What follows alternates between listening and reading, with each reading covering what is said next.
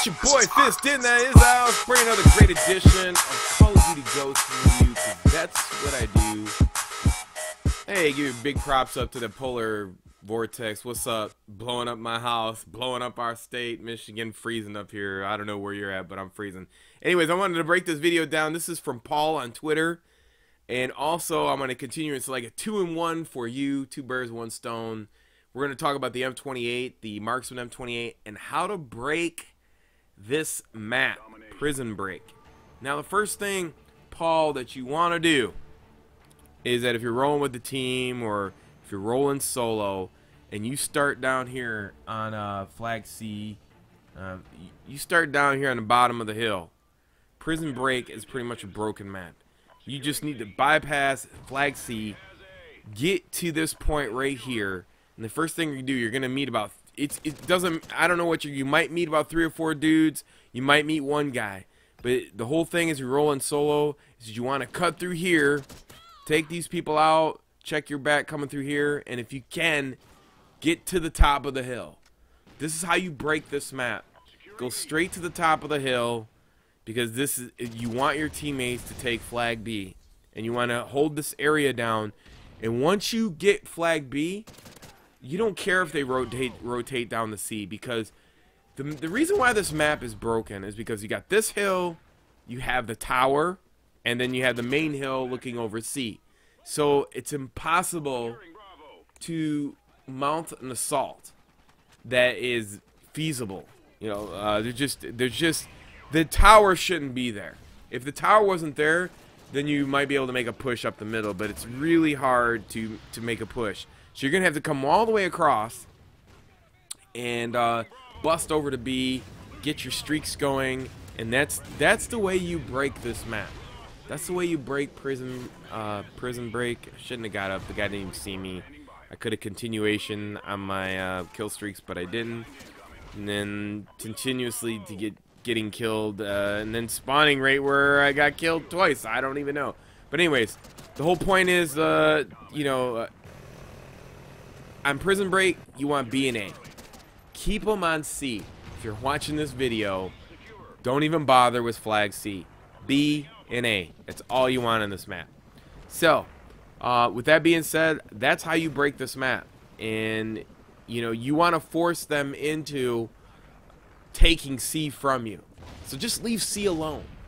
Once they grab C, they're going to spawn on the bottom of that hill, and then they're screwed. So they're the ones that are going to have to fight all the way up this hill. So that's the thing about it. This map right here, you know, you could have a couple guys posted up in the middle. I mean, guys can watch the middle from down here and in this tower. So that's what really sucks. You got that little, they shouldn't have that little ledge down there. I mean, you come up this piece of wood right here, and a person could be either left, right, on top of the tower, or sitting under that berm there. It's just too much for the middle to assault. And with infrared trumping smoke, and not only having 6 classes per character, there's just not enough loadouts to assault that particular area. And you see how much now they finally took C, and we got A and B. So this is pretty much over. Right at this point, we took this A and B, and now they're forced to come up the hill. And that's what you want to do. You want to flip them to C. That's how you break the map. But from the beginning, that's how you want to cut right across over to B. So moving right along in our marksman series, or marksman weapon, I will be doing another marksman video of the M28 as well on Fist 2 channel to go a little bit more in depth about my opinions about this weapon. Now I know people were talking about there's different rates of damage on short, medium, and long for each weapon. So I started to listen to people who have the charts, and I started to realize that the IA2 and maybe some other marksmans have like a 49% damage, so it's like 2 hits is 98% almost. So 2 hits is 98% is more than a Remington. And the thing that I like to say about this is the M28, you could spam the trigger. Or, you know, it depends on, like, right there. I thought the guy was dead, and I was like, why did you stop shooting? So you can spam the trigger because the M28, even though it has the grip and it has a high rate of fire, it still takes 3 bullets at long range. So you're going to get into a situation where you're not going to be able to beat snipers. Some of the other weapons are a little bit more powerful and catch you at range, so you have to be careful on that. It's a good short range. It's a good short range, medium range fighting weapon. It's great for short range maps. I mean, when you could pick fights and you could dance from left to right. We could dance, you could dance, they can all dance. That song just popped in my head. But you know what I'm talking about. You can dance around with Night Stalker, and that really helps out your game in this situation. Now, the M28, I'm looking up the hill, make sure, you know, covering back up here so my people can take flag B. And I'll look down here, make sure they're not spawning, but I'm going to come back down here because I know they're coming from the top. So now they're coming from the top, which I knew that, but I had to check on top of the hill. And sometimes you're going to get like really fluky spawns, so you have to be careful. Especially on this B flag. Even if you take this B flag, they will spawn right behind the truck on the bottom in the corner, so you have to be careful. See, that fight I should have won, but it depends on how you want to play. Like the last couple days, I went from spamming to like, you know, taking my time, shooting and moving. So if you spam, then you get caught into like this auto aim vortex where your character will just stick on something, and you don't want to do that if you're fighting multiple targets. And that's what's great about the M28. You can fight multiple targets and get away with it. See right here, I got like a triple piece, 4-piece almost.